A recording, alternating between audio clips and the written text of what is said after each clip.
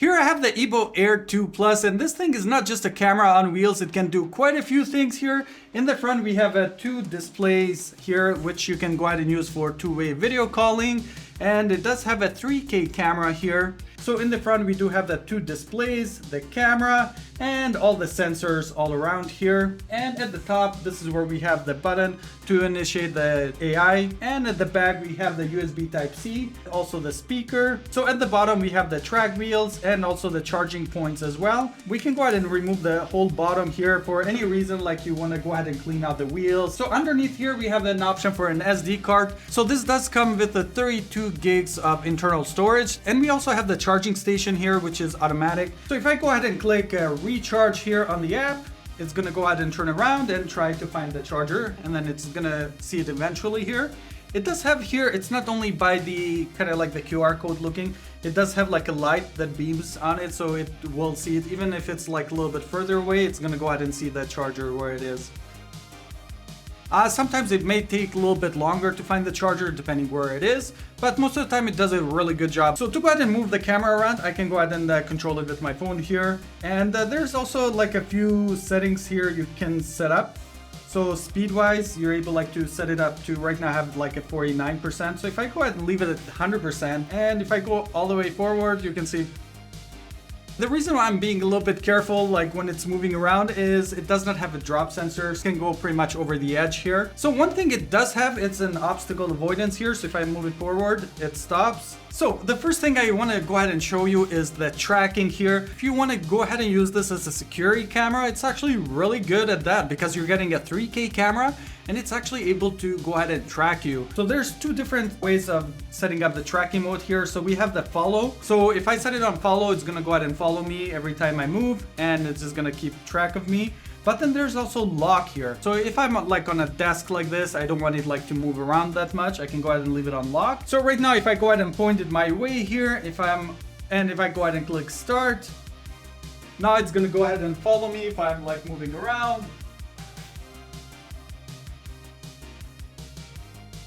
And even if I'm like hiding down here and coming up here, it kind of like, it does a pretty good job when it comes to tracking. Looking at the follow tracking here, it tends to do a pretty good job, but let's say you're like running behind it quickly, especially like for a pet, if it's like running around it, it's gonna kind of lose control most of the time, like it's gonna stop the tracking. Then it's gonna try to kind of find it, but sometimes it does fail and doesn't really work that well. So right now I want to go ahead and show you the actual quality from this camera here. So I'm just gonna put it a little bit higher here. So right now the footage you're seeing is coming directly from the EBO Air 2 Plus here.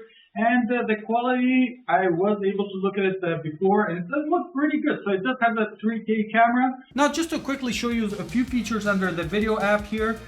So we have the photo video, so you're able to go ahead and take a picture or a video here. And then we have display. This is more for the image style you want after you take a picture. And then we have also scheduled recording and event recording as well. So that way, if it does detect an event, it will start recording automatically. One of the cool features is video calling. So if I go under video call here, so right now you can go ahead and see my face on both screens here, and it is actually pretty bright once you look at it. Right now I have like lights around me, so it's a little bit, it does appear a little bit darker, but it's pretty bright, the screen here. It could have been definitely a little bit brighter, would have been much nicer, but it does look pretty cool. So you're getting two video footages right here.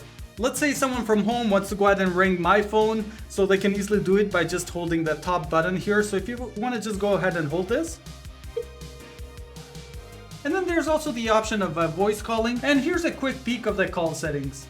And then we have the cruise option here, which tends to work pretty well most of the time. So the way the cruise works is first it's going to ask you to go ahead and put it on a charger. Then you're able to go ahead and set it up so you can move from room to room. Once you go ahead and click that cruise, it's able to go ahead and repeat that. Most of the time it does work pretty well. Sometimes I had it where it was glitching, it wasn't doing the full route. So some of the applications here are a little bit gimmicky. and just like a fun thing. But one thing I've been definitely using is just going full screen here. So on the full screen, I find it actually easier to go ahead and maneuver. So if I go under settings, we have sports, so we have movement speed, so I have it 100%. Usually I leave it like around 50%. It's because it's a little bit easier to go ahead and like move it around. And then we have steering sensitivity, and then we have the anti-collision here. Sometimes I actually went ahead and turned the anti-collision off because if it's going a little bit too close, I don't want it just to stop. So that's why I turned that off. And then the steering wheel, you have a few options here. You can go ahead and do the like regular joystick or do it this way. Steering assist, this one actually does work pretty good because sometimes when you're steering, this makes it a little bit easier like to know like where you're going here. And the other thing is the video calling. So these are the two main features which I've been finding myself using. The AI maybe just like to show someone what this can do, but not that much. So talking about the AI, let's go ahead and click the AI Explorer here. So I can do it this way. I can go ahead and click to speak. But first I want to just go ahead and show you some of the models you're able to choose here. So we have ChatGPT and then Gemini. We're able to go ahead and switch out the voice here. And then we have the roles here as well. To go ahead and access the AI features, all you have to do is click the button here. Hi. What's 20 times 65? That is 1,300. My brain may be small. To go ahead and exit, just go ahead and press the button here. And it does a pretty good job because it's using those models that we saw earlier.